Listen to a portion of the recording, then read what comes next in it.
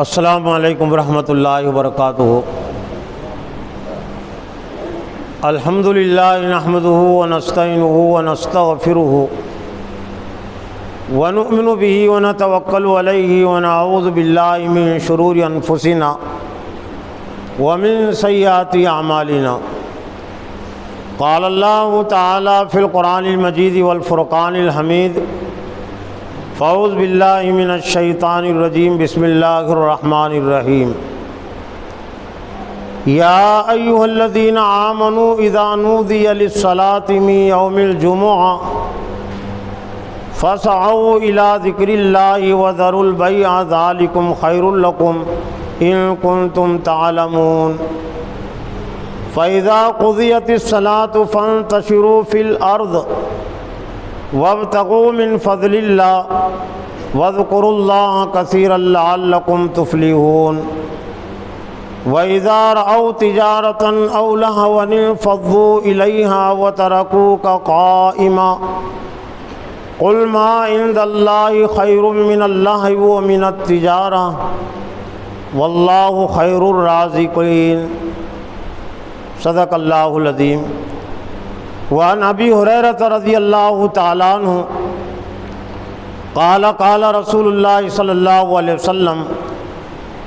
خیر یوم طلعت علیہ الشمس یوم الجمعۃ فیہ خلق آدم وفیہ ادخل الجنۃ وفیہ اخرج منہا ولا تقوم الساعۃ الا فی یوم الجمعہ۔ رواہ مسلم شریف۔ معزز و محترم دینی بھائیوں، بزرگوں، نوجوانوں، خواتین اور بہنوں، آج کے اس جمعہ کے خطبے میں جمعہ ہی سے جڑا ہوا عنوان اور موضوع قرآن و حدیث کی روشنی میں پیش کیا جائے گا، اور وہ ہے مقصد جمعہ۔ جمعہ کے مقصد کو جاننا اور سمجھنا اس لیے ضروری ہے کہ خاص طور سے آج کے ان حالات میں امت مسلمہ نے مقصد جمعہ کو نظر انداز کر دیا، بھلا دیا۔ جمعہ میں شرکت کے باوجود، جمعہ کی نماز پڑھنے کے باوجود یا عربی خطبے میں شرکت کے باوجود، دین اسلام میں جمعہ کا جو مقصد ہے وہ آج ایک طرح سے امت مسلمہ سے وہ غائب ہے، اور امت مسلمہ کی جو آج کمزوری ہے باطل کے مقابلے میں، تو اس کے اسباب میں سے ایک بنیادی سبب ہے مقصد جمعہ کو نظر انداز کر دینا۔ ورنہ یہ بھی امت مسلمہ کی تاریخی حیثیت ہے کہ جب تک امت مسلمہ جمعہ کے مقصد کو پورا کر رہی تھی تو یہ جمعہ کے مقصد نے امت مسلمہ کے لیے مساجد کے ممبر و محراب کو سیاسی مراکز بنا دیا تھا۔ جمعہ کا مقصد صرف نماز پڑھ لینا نہیں ہے، اور جمعہ کا مقصد صرف عربی کا خطبہ بطور تلاوت کے تبرک کے سن لینا بھی نہیں ہے۔ سب سے پہلی اور بنیادی بات یہ کہ جمعہ کی جو اہمیت ہے اسلام میں وہ اس لیے ہے کہ اس کا مقصد بہت عظیم اور بڑا ہے، اس کے تقاضے بہت عظیم ہیں۔ دین اسلام کی یہ خصوصیت ہے کہ جس چیز کو جتنی زیادہ فضیلت حاصل ہے تو اس کا مطلب یہ ہے کہ اس کا مقام اور مرتبہ اور اس کا مقصد بھی اتنا ہی زیادہ اہم ہے۔ جمعہ کو جو دوسرے دنوں پر فضیلت حاصل ہے وہ اس وجہ سے کہ اللہ کی طرف سے اس میں امت مسلمہ کے لیے وہ خیر رکھی گئی ہے، وہ بہتری رکھی گئی ہے جو اور دنوں میں نہیں ہے۔ جمعہ کی اہمیت اور فضیلت کو سمجھنے کے لیے کافی ہے کہ قرآن مجید میں اللہ تعالیٰ نے سورہ جمعہ کے نام سے ایک سورت ہی نازل کی ہے جو 28ویں پارے میں ہے۔ جمعہ کے معنی جمع ہونے کے، اور اس نماز کا نام ہی جمعہ ہے، صلاۃ الجمعہ، جمع کرنے والی نماز۔ شروع میں نے جو آیتیں پڑھی تھی وہ سورہ جمعہ کی آخر کی 3 آیتیں، اور ان 3 آیتوں میں اللہ تعالیٰ نے تمام ایمان والوں کو خطاب کر کے جمعہ کے اہتمام کی اور جمعہ کے لیے خاص طور سے خطبے کے سننے کے لیے حاضر ہونے کی تلقین کی ہے۔ یا ایھا الذین آمنوا اذا نودی للصلاۃ من یوم الجمعۃ فاسعوا الی ذکر اللہ، اے ایمان والو جب جمعہ کے دن اذان ہو جائے، ندا دے دی جائے، تو اللہ کے ذکر کی طرف دوڑ پڑو، اہتمام کرو۔ اور اس سے مراد وہ اذان ہے جو خطبے سے تقریباً آدھا گھنٹہ پہلے ہوتی ہے۔ اس لیے اس اذان کے بعد کسی اور کام میں مصروف رہنا، کاروبار میں مصروف رہنا، نہانے میں مصروف رہنا، کھانے میں مصروف رہنا، یہ سب کے سب ممنوع اور حرام کام ہے، لیکن آج اس کا اہتمام باقی نہیں رہا ہے۔ اور فسعوا الی ذکر اللہ کی بات کہی گئی، صرف نماز کے لیے دوڑنے کا حکم نہیں ہے، نماز کے لیے تو صلاۃ کے الفاظ ہے جو اس کے بعد کی آیت میں ہے، لیکن دوڑنے کا، جلدی کرنے کا جو حکم دیا گیا وہ ہے ذکر اللہ کے لیے، اور ذکر اللہ سے مراد ہے خطبہ۔ قرآن مجید کا صفاتی نام بھی الذکر ہے، انا نحن نزلنا الذکر وانا لہ لحافظون، کہ ہم نے اس ذکر کو نازل کیا اور ہم ہی اس کے محافظ ہیں، حفاظت کرنے والے ہیں۔ چونکہ قرآن مجید بھی نصیحت کا سرچشمہ ہے، اور خطبے میں حضرت صلی اللہ علیہ وسلم بھی خصوصیت کے ساتھ قرآن مجید ہی کے ذریعے سے نصیحت کرتے تھے، آیتیں آپ پڑھ کر سناتے تھے، صحابہ کرام اس کو سمجھ بھی لیتے تھے، لیکن اس کے باوجود آپ نصیحت بھی کرتے تھے قرآن مجید کی آیات کی صورتوں کی روشنی میں۔ تو خطبے کی طرف دوڑنے کا حکم دیا گیا، لیکن آج اگر دوڑتے بھی ہیں لوگ تو وہ صرف نماز کے لیے، خطبے کو نظر انداز کر کے۔ کہنے کو تو آج بڑی آسانی کے ساتھ یہ لوگ کہہ دیتے ہیں کہ آج سے 40 سال 50 سال پہلے مسلمانوں کی جو دینی حالت تھی اس میں اضافہ ہوا ہے، اس سے زیادہ بے دینی تھی، غفلت تھی، اور اب دینداری میں اضافہ ہوا ہے۔ لیکن جمعہ کے حوالے سے اگر دیکھا جائے تو یہ بات صحیح نہیں ہے۔ جمعہ کے اہتمام کے حوالے سے موجودہ امت مسلمہ بہت پستی میں گری ہے اور بہت پیچھے آئی ہے، کم پیچھے نہیں، بہت زیادہ پیچھے آئی ہے۔ آپ میں سے جو بڑی عمر کے حضرات ہوں گے، 60 سال کے قریب جن کی عمر ہوں گی، میری بھی اس کی قریب ہو رہی ہے، تو آج سے 50 سال پہلے کا شعور ہے۔ آپ میں سے بہت سارے لوگوں کو 50 سال پہلے کا شعور ہوگا۔ میں نے بھی اپنی آنکھوں سے دیکھا، بڑی عمر کے حضرات نے اپنی آنکھوں سے دیکھا ہوگا کہ جمعہ کا یہ اہتمام تھا، وہ سب بے دینی کا دور جس کو کہتے ہیں نا، مسلمانوں کی بے دینی کا دور تھا، غفلت کا دور تھا، لیکن دوسرے معاملات میں تھا۔ وہ جمعہ کے حوالے سے اتنی امت مسلمہ بے دینی میں، بے حسی میں مبتلا نہیں ہوئی تھی، جمعہ کے حوالے سے بیدار تھی امت مسلمہ، اور وہی بیداری نے بہت سارے فتنوں کو دبا کر رکھا تھا، اور آج دوسرے بہت سارے معاملات میں بیدار ہے، لیکن جمعہ کے حوالے سے سوئی ہوئی یہ غفلت میں، اس لیے مدارس کے عنوان سے، جماعتوں کے عنوان سے، تحریروں کے عنوان سے جو کچھ دینی کوششیں ہو رہی ہیں، ان تمام کوششوں پر پانی پھرا ہوا ہے۔ اور جمعہ کا اہتمام تھا 40 سال 50 سال پہلے، تو بہت ساری خامیوں پر، کوتاہیوں پر پردہ پڑا ہوا تھا، وہ دبی ہوئی تھی۔ تو 45-40 سال پہلے کی جو صورتحال ہے، حالانکہ آمد و رفت کے اتنے ذرائع نہیں تھے، اور اذان جو اتنی آسانی کے ساتھ دور تک سنائی دیتی ہیں، تو اذانیں بھی اتنی دور تک نہیں سنائی دیتی تھی، بغیر مائک کی اذان ہوتی تھی۔ اذان کا انتظار نہیں کرتے تھے کہ جمعہ کی اذان ہوگی تبھی مسجد میں پہنچیں گے۔ آدھی مسجد جمعہ کی اذان سے پہلے بھر جاتی تھی، دیہاتوں کی بھی اور شہر کی بھی، میرا دیہات سے بھی تعلق ہے۔ تو جمعہ کی اذان سے پہلے آدھی مسجد بھری ہوئی ہوتی تھی، اور ان میں سے وہ لوگ، کچھ لوگ وہ ہوتے تھے جو 3 کلومیٹر 4 کلومیٹر پیدل چل کر آئے،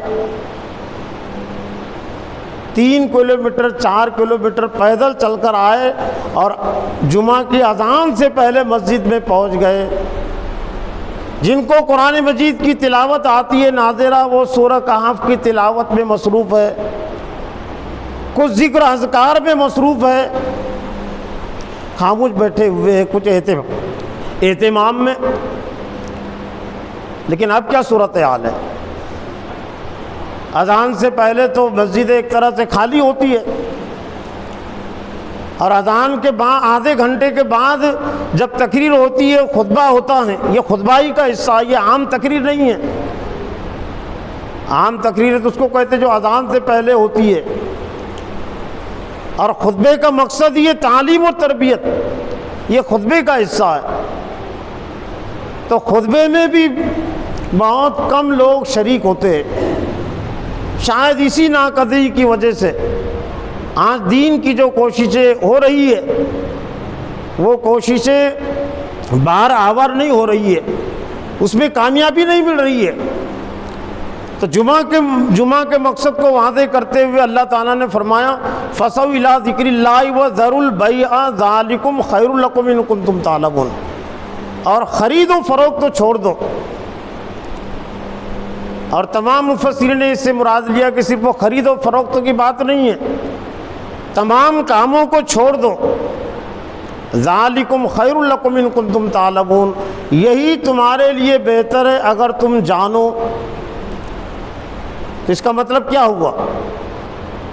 چیزیں ضدوں سے بھی پہچانی جاتی ہے نا،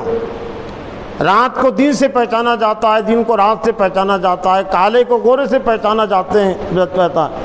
شر کو خیر سے پہچانا جاتا ہے۔ تو ذالکم خیر لکم، یعنی جمعہ کے سلسلے میں اگر تم دوڑو گے، اہتمام کرو گے، خطبہ سننے کے لیے جلدی کرو گے، خرید و فروخت کو چھوڑ دو گے، کاموں کو چھوڑ دو گے، تو ذالکم خیر لکم ان کنتم تعلمون، یہی تمہارے لیے بہتر ہے اگر تم جانو۔ خیر کی ضد ہے شر، تو اگر خطبے کی طرف نہیں دوڑے لوگ، کاروبار کو نہیں چھوڑا، تو شر لکم، تمہارے لیے برا ہے، اور آج یہی برا ہو گیا۔ اور برے کے دلیل کے لیے کافی ہے کہ کوئی 40 سال سے 50 سال سے جمعہ کی نماز پڑھ رہا ہے، لیکن دین کے علم کے تعلق سے اتنی بے حسی ہے، لا علمی ہے کہ اس کو طاغوت کا لفظ، طاغوت معلوم نہیں ہے، اس کو وراثت کی اہمیت کا علم نہیں ہے۔ ایک جاہل مسلمان ہے، نو مسلم، ابھی بھی اسلام میں داخل ہوا ہے، وہ اگر طاغوت سے ناواقف ہے، اسلامی سیاست کی اہمیت سے ناواقف ہے، غیر اسلامی سیاست کی نفرت سے ناواقف ہے، سمجھ میں آنے والی بات ہے، طلاق سے ناواقف ہے، سمجھ میں آنے والی بات ہے، لیکن ایک 50 سال سے پابندی کے ساتھ نماز جمعہ ادا کر رہا ہے، کوئی 60 سال سے ادا کر رہا ہے، لیکن وہ نہیں جانتا کہ طاغوت میں کون کون سی چیزیں آتی ہے، وہ نہیں جانتا کہ اسلام کا طریقہ نکاح کیا ہے، کس طریقے سے مطابق نکاح کیا جائے،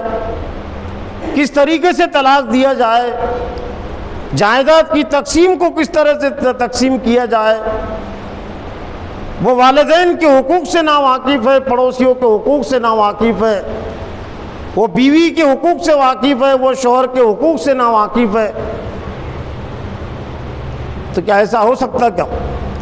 کہ ربانی اجتماع میں ایک شخص 50 سال سے شریک ہو رہا ہے ہفتے واری اجتماع میں، اور پھر بھی اسلام کی دین کی بنیادی باتوں سے ناواقف ہے؟ جبکہ اگر وہ صحیح شریک ہوتا اور خطیب بھی اپنی ذمہ داری ادا کرتا اور مسجد کے متولیان اس سلسلے میں فکر مند ہوتے، تو کوئی 40 سال سے اگر نماز جمعہ پڑھ رہا ہے، خطبہ سن رہا ہے، تو کم از کم دوسرے موقعوں سے اس نے نہیں بھی اگر سیکھا تو 40 مرتبہ عقیدہ توحید کا عنوان اور موضوع اس کے ذہن اور دماغوں میں آ گیا۔ 40 مرتبہ تاغوت کی حقیقت اس کے ذہن اور دماغوں میں آ گئی، 40 مرتبہ وراثت کی اہمیت اس کے ذہن اور دماغ میں آ گئی۔ جبکہ دوسری بات ہے وہ کچھ 10 مرتبہ سنتا ہے تو یاد ہو جاتی ہے اس کو۔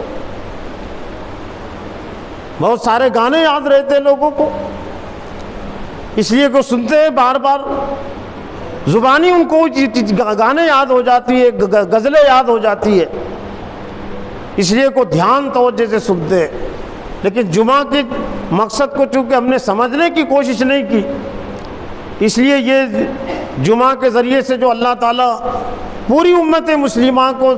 علم دینا چاہتا ہے، شعور دینا چاہتا ہے، اور اس کا اللہ تعالیٰ نے انتظام کیا ہے۔ اس آیت میں ذالکم خیر لکم ان کنتم تعلمون فاذا قضیت الصلاۃ فانتشروا فی الارض۔ یہ نماز کا تذکرہ بعد میں آیا، ابھی تک صرف وہ خطبے کا ہی تذکرہ چل رہا تھا۔ خطبے کے لیے دوڑنے کا حکم ہے، جس میں وعظ ہوتا ہے، جس میں نصیحت ہوتی ہے، اور جب نماز ختم ہو جائے تو زمین میں پھر پھیل جاؤ۔ وابتغوا من فضل اللہ، اور اللہ کے فضل کو تلاش کرو۔ لیکن اس اللہ کے فضل کے تلاش کرنے کا مطلب حلال روزی، جائز طریقے سے روزی کے لیے کوشش کرو، لیکن اس میں بھی اپنے آپ کو غافل مت رکھو۔ وَاذْكُرُوا اللَّهَ كَثِيرًا لَعَلَّكُمْ تُفْلِحُونَ۔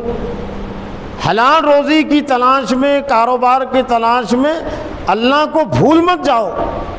کثرت سے اللہ کو یاد رکھو۔ کثیر کے الفاظ ہے، وَاذْكُرُوا اللَّهَ كَثِيرًا، اس لیے کہ کبھی کبھار یاد رکھیں گے تو کاروبار میں اطاعت اور فرما برداری نہیں ہو سکتی۔ اللہ کے حکموں کو کثرت سے اگر یاد رکھا جائے گا تو ہی کاروبار میں، دنیا کے کاموں میں کوئی نافرمانی سے، حکم عدولی سے بچ سکتا ہے۔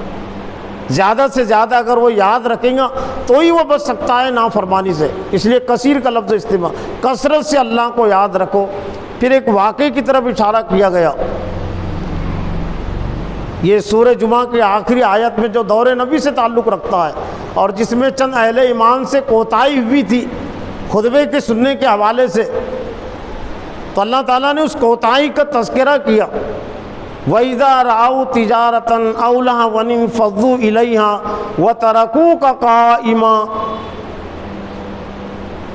اس آیت کے تحت مفسرین نے جو کچھ بات لکھی کہ ایک مرتبہ مدینہ میں ایک طرح سے سامان کی قلت ہو گئی، لین دین کے سامان، فقر و فاقہ بھی ہونے لگا، تو مدینہ سے باہر ایک قافلہ، تجارتی قافلہ وہ مدینہ آیا۔ اور ہوتا یہ تھا کہ جب کوئی تجارتی قافلہ آتا تو پھر لوگوں کو متوجہ کرنے کے لیے، متنبہ کرنے کے لیے کچھ آواز بھی کیا جاتا تھا، کوئی چیزیں بجائی جاتی تھی لوگوں کو اطلاع دینے کے لیے۔ تو وہ آواز ہوئی، سب نہیں لیکن کچھ اہل ایمان نے نبی صلی اللہ علیہ وسلم کو خطبہ دے رہے تھے اللہ کے رسول، تو اس چھوڑ کر وہ اس طرف چلے گئے۔ وَتَرَكُوكَ قَائِمًا، انہوں نے جب وَإِذَا رَأَوْا تِجَارَةً أَوْ لَهْوًا انفَضُّوا إِلَيْهَا، جب انہوں نے تجارت کو دیکھا، خرید و فروخت کو دیکھا، دوسری مصریت کو دیکھا، تو انفضوا الیہا، اس کی طرف متوجہ ہو گئے۔ وَتَرَكُوكَ قَائِمًا، اور آپ کو چھوڑ دیا کھڑے ہوتے ہوئے نہیں، اللہ کے رسول خطبہ دے رہے تھے، تو اللہ نے فرمایا کہ قل ما عند اللہ خیر من اللہ و من التجارہ واللہ خیر الرازقین، کہہ دیجئے کہ اللہ کے پاس جو کچھ ہے وہ اس سے بہتر ہے، یہ تجارت سے بہتر ہے، خرید و فروخت سے بہتر ہے، واللہ خیر الرازقین، اور اللہ تعالیٰ بہت روزی دینے والا ہے۔ تو نبی، اس لیے مفسرین نے یہ بات لکھی ہے کہ جس طرح سے عید الاضحیٰ اور عید الفطر میں نماز پہلے ہوتی ہے، خطبہ بعد میں ہوتا ہے، تو ابھی تک جمعہ کا معاملہ بھی کچھ اسی طرح کا تھا، لیکن چونکہ اسلام کے پیش نظر یہ ہے کہ نماز سے اس کی زیادہ اہمیت ہے، نماز پر اس کو لو، تو اللہ تعالیٰ نے پھر اس کو نماز سے پہلے کر دیا۔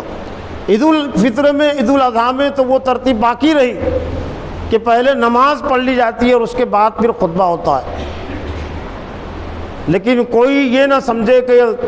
جمعہ کا خطبہ سرسری ہے، خطبہ سن کر چلے نہ جائے یا اس میں سے چلے نہ جائے، آخر تک وہ موجود رہے، حاضر رہے۔ اس لیے پھر جمعہ کے حوالے سے جو اصول متعین کر دیا گیا وہ یہ کہ نماز کا عمل بعد میں اور خطبے کا عمل چونکہ مقصد ہے تعلیم اور تربیت، اس لیے اس کو نماز سے پہلے رکھ دیا گیا تاکہ کوئی اس کو سرسری میں نہ لے اور ایسے اس کو چھوڑ کر چلے نہ جائے۔ پھر نبی صلی اللہ علیہ وسلم نے فرمایا کہ خیر یوم طلعت علیہ الشمس یوم الجمعہ، سب سے بہتر دن جس میں سورج طلوع ہوا ہے وہ جمعہ کا دن ہے۔ تمام دن اس میں آ گئے، سب سے بہتر دن جس میں سورج طلوع ہوا ہے وہ جمعہ کا دن ہے۔ فیہ خلق آدم، اسی میں حضرت آدم علیہ السلام پیدا کیے گئے اور اسی دن میں ان کو جنت میں داخل کیے گئے اور اسی دن میں ان کو جنت سے نکالا گیا۔ ولا تقوم الساعۃ الا فی یوم الجمعہ، اور قیامت نہیں آئے گی مگر جمعہ کے دن، یعنی جمعہ کے دن ہی قیامت آئے گی۔ لیکن یہ جو بہتر جو دین ہے، اس میں چونکہ بہتر عمل رکھا گیا ہے اس لیے اس کو بہتر دین قرار دیا گیا ہے۔ بے شمار احادیث سے جمعہ کی فضیلت اور اس کی اہمیت کے حوالے سے، لیکن جو نچوڑ اور خلاصے کے طور پر یہ کہ اگر ہم سامنے رکھیں تو اسلام کے پیش نظر، اللہ کے پیش نظر جو جمعہ کے حوالے سے جو بات ہے وہ یہ ہے کہ جمعہ کے ایک طرح سے پورے دین کو ہی اللہ تعالیٰ نے امت مسلمہ کے لیے تعلیم اور تربیت کا دین قرار دیا۔ ویسے ہم سے پہلے کی جو امت مسلمہ ہیں، یہود اور نصارہ، تو ایک حدیث یہ بھی ہے کہ ان کو بھی جمعہ کا دن دیا گیا تھا، لیکن یہود نے سنیچر کو اپنے لیے پسند کیا، عیسائیوں نے اتوار کو اپنے لیے پسند کیا۔ تو اللہ کے منشا اور مرضی کے خلاف اگر کوئی کام ہوتا پھر اللہ تعالیٰ بطور عذاب کے، بطور عتاب کے زیادہ ذمہ داری ڈال دیتا ہے۔ اگر وہ جمعہ کو قبول کر لیتے تو ہو سکتا ہے ہم امت مسلمہ پر جو لازمی شرکت کی جو ذمہ داری ہے کہ جہاں سے کاروبار حرام ہے، وہ جمعہ کی اذان سے لے کر نماز کے اختتام تک جو 1 گھنٹہ 1.5 گھنٹے کا جو عمل ہوتا ہے، لیکن یہود کے لیے پورا سنیچر کا دن عبادت کے لیے ضروری قرار دیا گیا تھا کہ صبح سے لے کر سورج طلوع ہونے سے لے کر غروب ہونے تک سنیچر کے دن کو وہ کام نہیں کر سکتے تھے، پورا دن ان کے لیے اللہ کی عبادت کے لیے خالص کرنا ضروری تھا، وہ نہیں کر سکے اس کا لحاظ۔ اسی طرح سے عیسائیوں کے لیے بھی پورے اتوار کا دن عبادت کے لیے اللہ تعالیٰ نے لازم کر دیا تھا، لیکن امت مسلمہ چونکہ امت وسط ہے، اتنی ذمہ داریاں ڈالی گئی جتنی آسانی کے ساتھ امت اٹھا سکتی ہے، جس میں وہ مقصد پورا ہو سکتا ہے۔ لیکن افسوس کے ساتھ کہنا پڑتا ہے کہ وہ پہلے کی جو دو امت مسلمہ ہیں اس پر تو اللہ تعالیٰ نے پورے دن بھر کی عبادت کو ضروری قرار دیا تھا، حالانکہ ان میں سے چند لوگ کرتے تھے اس پر عمل، ایسے نہیں کہ پورے کی پورے نافرمانی کرتے تھے۔ یہود میں کا بھی ایک گروہ، عیسائیوں میں کا بھی ایک گروہ، وہ پورے دن کے لیے فارغ کر دیتا تھا اپنے آپ کو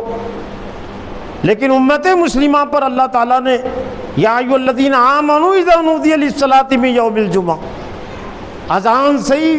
صرف پابندی عائد کی ہے کاروبار پر، مصروفیت پر، نماز کے اختتام تک جو 1 گھنٹے کا 1.5 گھنٹے کا عمل ہوتا ہوگا، لیکن یہ بھی امت مسلمہ کے لیے بوجھ بنا ہوا ہے۔ اور آج کے یوں سمجھ لیجئے کہ کمیوں میں سے، خامیوں میں سے ایک کمی وہ نماز تراویح کے تعلق سے جو برسوں سے ہے، جس کی وجہ سے تراویح کا مقصد فوت ہو گیا، تو کمی دور کرنے کی بجائے اور وہ تراویح کی خامی کو نماز جمعہ میں بھی گھسیڑ دیا گیا۔ کہاں جلدی نماز ہو رہی ہے؟ پہلے تراویح دیکھتے تھے نا لوگ، رفتار سے کون پڑھتا ہے، کہاں جلدی نماز ختم ہوتی ہے اور کہاں جلدی ہم کو چھٹی ملتی ہے۔ تو نماز تراویح کی حد تک یہ چیز تھی ابھی تک۔ جمعہ کو کم از کم اس سے مستثنا رکھا گیا تھا، اس لیے کہ یہ ربانی اجتماع ہے، یہ خدائی اجتماع ہے۔ اس میں ابھی یہ تصور نہیں آیا تھا کہ کہاں بھاگ دوڑ کے ساتھ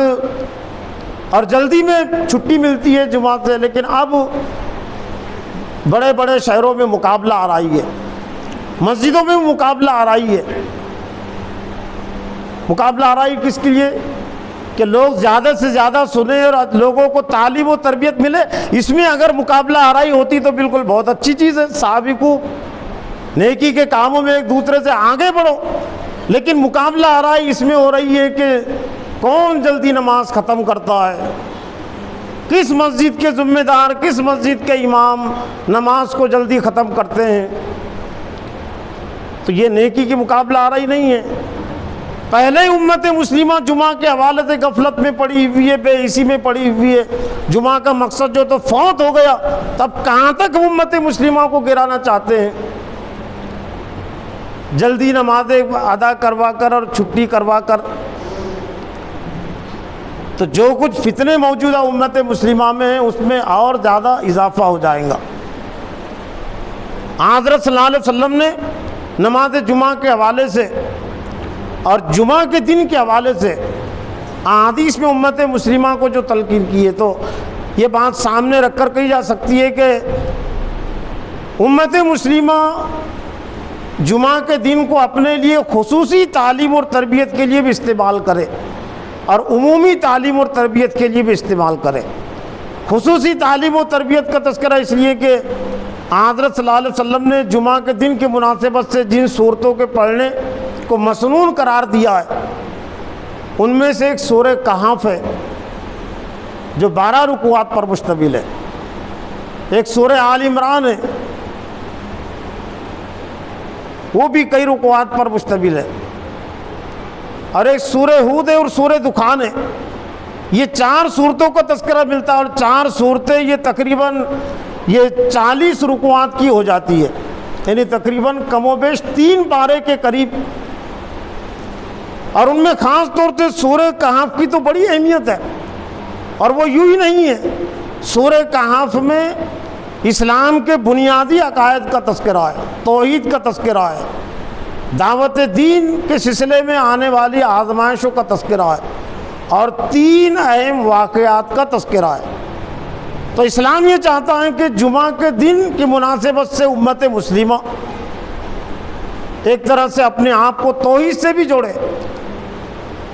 اور 3 اہم واقعات میں 3 طرح کی رہنمائی ہے۔ سورہ کہف میں جو 3 واقعات ہیں اور جو پڑھنے کی تلقین کی گئی جمعہ کے مناسبت سے، اور آج بھی کچھ لوگ پڑھتے لیکن زیادہ نہیں پڑھتے، بہت کم پڑھتے، کم از کم اگر ناظر پڑھنے والے ہی پڑھے اور سمجھ کر پڑھے، تو آج امت مسلمہ میں جو فتنے پیدا ہو گئے تو فتنوں کو موقع نہیں مل سکتا تھا، یا کم از کم 10% افراد بھی اگر جمعہ کی مناسبت سے سورہ کہف کو پڑھنے والے سمجھنے والے اگر ہو جائے، تو ایسے گروہ کو، ایسی امت مسلمہ کو کبھی پستی میں مبتلا نہیں کیا جا سکتا، اس لیے کہ ایک دینی فرد، دینی شخص کم از کم 10 پر اثر ڈالتا ہے، 9 پر اثر ڈالتا ہے۔ تو اگر 10% افراد بھی سورہ فاتحہ سورہ کہف کو جمعہ کے دن کی مناسبت سے سمجھ کر پڑھنے والے ہو تو کبھی امت مسلمہ میں بزدلی نہیں آ سکتی، ڈر و خوف نہیں آ سکتا۔ جو 3 اہم اس میں واقعات ہیں، اس میں ایک اصحاب کہف کا واقعہ ہے، اور یہ واقعہ برائے واقعہ نہیں ہے، چند نوجوان تھے اور وہاں کی جو حکومت تھی دقیانوس کی، وہ ان کو شرک و کفر پر مجبور کر رہی تھی، لیکن چند نوجوانوں نے فیصلہ کیا کہ ہم کو دباؤ میں آنا نہیں ہے۔ حکومت نہیں تھی چند نوجوانوں کے پاس، حکومت دوسروں کے پاس تھی، جو ان کا تو دوسرے لوگوں نے تو حکومت کے کہنے پر شرک کر لیا، شرک میں مبتلا ہو گئے، لیکن انہوں نے کہا کہ یہ ناممکن ہے، ان کے پاس کوئی دلیل نہیں ہے شرک کرنے کی، لڑنے کی طاقت اور قوت نہیں تھی۔ انہوں نے ایک غار میں پناہ لی تو اللہ تعالیٰ نے ان کو غار میں پناہ دی۔ تو گویا کہ اصحاب کہف کے واقعے کے ذریعے سے بتایا گیا امت مسلمہ کو کہ کسی ملک میں کسی جگہ پر تمہاری تعداد اگر 10 سے بھی کم ہے، 10 سے کم تھے وہ، 3 سے لے کر 9 تک ان کی تعداد ہے زیادہ سے زیادہ، تو تمہارے لیے جائز نہیں ہے موجودہ باطل اقتدار حکومت کے دباؤ میں آ کر شرک کرنا، نافرمانی کا کام کرنا۔ تم اگر تدبیر کرو گے اس سے بچنے کی تو اللہ تعالیٰ تمہارے لیے راستہ پیدا کرے گا، جیسا کہ اللہ نے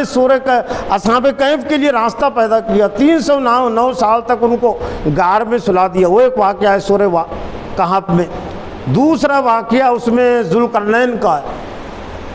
اسلامی بادشاہ جس کو ہم کہہ سکتے ہیں، ربانی بادشاہ، خدائی بادشاہ، اللہ نے فرمکنا لہو فی الارض، ہم نے زمین میں اس کو اقتدار عطا کیا تھا اور ہر چیز ہم نے اس کو عطا کی تھی۔ تو ایک طرح سے اگر امت مسلمہ اگر مغلوب ہے کسی جگہ پر، ان کی تعداد کم ہے، تو اصحاب کہف نمونہ عمل ہے، اور اگر طاقت اور قوت ہے ذوالقرنین کی طرح یا اس سے کم و بیش، تو ذوالقرنین کا کردار، ذوالقرنین کا اقتدار پھر امت مسلمہ کے لیے نمونہ عمل ہے۔ وہ پورا واقعہ موجود ہے، اس میں 3 بڑے بڑے سفروں کا تذکرہ ہے، ایک مشرقی طرف مغربی سفر اور ایک شمالی سفر۔ دنیا میں جہاں کہیں بھی ظلم ہو رہا تھا، صرف مسلمانوں پر نہیں، غیر مسلموں پر بھی ظلم ہو رہا تھا، تو ذوالقرنین نے اس ظلم کا خاتمہ کیا۔ تو گویا کہ قیامت تک کے لیے امت مسلمہ کو بتا دیا گیا کہ اگر تمہارے پاس اقتدار ہے، طاقت اور قوت ہے، تو پھر اس طاقت اور قوت کو تم ظالموں کے خاتمے کے لیے استعمال کرو، مظلوموں کی مدد کے لیے استعمال کرو، اللہ کے دین کو غالب اور قائم کرنے کے لیے اس طاقت اور قوت کا استعمال کرو۔ اور تیسرا اہم واقعہ وہ سورہ کہف میں حضرت موسیٰ علیہ السلام اور حضرت خضر کا ہے۔ جس طرح یہ 2 اہم واقعے میں 2 بڑی رہنمائی امت مسلمہ کے لیے، تو حضرت موسیٰ علیہ السلام اور حضرت خضر کے واقعے میں بھی بڑی رہنمائی ہے۔ حضرت موسیٰ علیہ السلام اللہ کے نبی ہے، لیکن جب اللہ نے ان کو بتایا کہ ہمارا بندہ ہے، آتیناہ من لدنا علما، ہم نے ہماری طرف سے ان کو خاص علم دیا ہے، لیکن اس جگہ تمہاری ملاقات ہوگی جہاں پر 2 دریا ملتے ہیں، 2 دریا کا جہاں پر سنگم میں ملنے کی جگہ، اس جگہ سے تمہاری ملاقات ہو سکتی ہے۔ تو پڑھ لیجئے پورا۔ حضرت موسیٰ علیہ السلام بے چین ہو گئے، انہوں نے یوشع بن نون اپنے شاگرد سے کہا کہ لا ابرحوا حتی ابلغ مجمع البحرین او امضی حقبا، میں برابر چلتا ہی رہوں گا جب تک کہ دونوں دریا کے ملنے کی جگہ کو پہنچ نہ جاؤں، یہاں تک کہ ایک مدت مجھے لگ جائے۔ اب ذرا بات بھونڈی ہو جاتی ہے، لیکن واجد علی خان صاحب کہتے رہتے ہیں، تراویح کے پس منظر میں کہتے رہتے ہیں، جمعہ پر بھی اطلاق بھگوڑی تراویح، یعنی بھاگ دوڑ کی تراویح، تو بھگوڑی نماز، تو آپ جو بھگوڑی نماز کو زیادہ پسند کرتے ہیں کہ بھاگ دوڑ والی نماز، اب ذرا وہ حضرت موسیٰ علیہ السلام اور خضر کے واقعے سے نصیحت لے کہ جن کا تعارف بھی اللہ تعالیٰ نے پیش کیا کہ کلم اللہ موسیٰ تکلیما،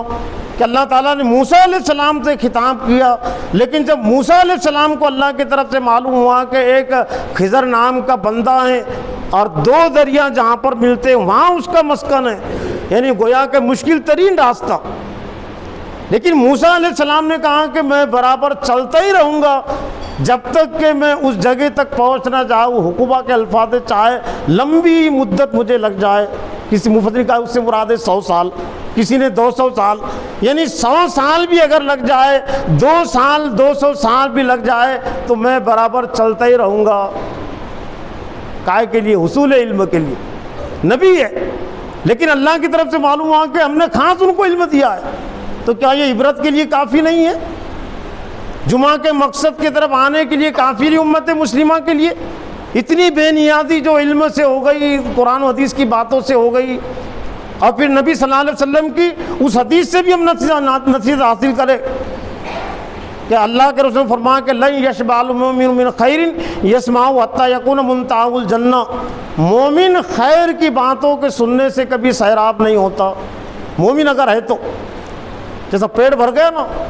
دل بھر گیا بہت سارے لوگوں کا، برسوں سے بھر گیا. ابھی سورہ فاتحہ کا مفہوم مطلب معلوم نہیں، طاغوت کا مفہوم مطلب معلوم نہیں، وراثت کا تقسیم کا طریقہ معلوم نہیں، اسلامی نکاح کا طریقہ معلوم نہیں، طلاق کا طریقہ معلوم نہیں، لیکن پیڑ بھرا ہوا ہے، مطمئن ہے کہ سب کچھ ہم کو معلوم ہو گیا. ہم کو کسی بیان کی، کسی خطبے کی، کسی تقریر کی ضرورت نہیں. ہاں جہاں پر کم ہوتا ہے، جہاں پر صرف عربی خطبہ ہوتا ہے، جلدی ہوتی ہے نماز، تو ایسی مسجد کی ہم کو ضرورت ہے. تو اللہ کے رسول کی اس روشنی میں ذرا غور لیں.